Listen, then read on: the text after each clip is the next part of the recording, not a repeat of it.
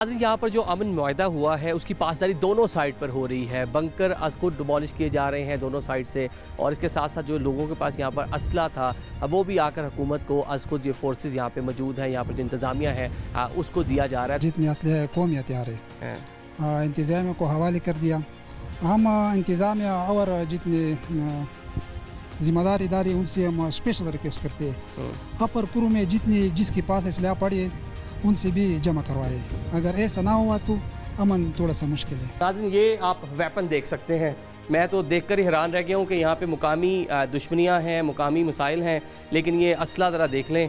इसमें rocket launcher भी आपको नज़र आ रहे हैं, मल्टी बैरल रॉकेट लॉन्चर भी आपको नज़र आ रहे हैं। यहाँ पे आपको G3 इस तरह की गोलियाँ भी नज़र आ रही हैं, मार्टर गोले भी यहाँ पे पड़े हुए नज़र आ रहे हैं। और इसमें जो बहुत सारी तादाद है, कुछ लोकल मेड है और बहुत सारा असला ऐसा है जिस तरह भी हम पहले बात कर रहे थे जो कि गैर मुल्की असला है। कि जो लोग अफ़गानिस्तान में आए, जोन सी फोर्सेस यहाँ पे आई, अब वो असला जो छोड़ गई वो अब पाकिस्तान को डिस्टेबलाइज़ करने के लिए इस्तेमाल हो रहा है।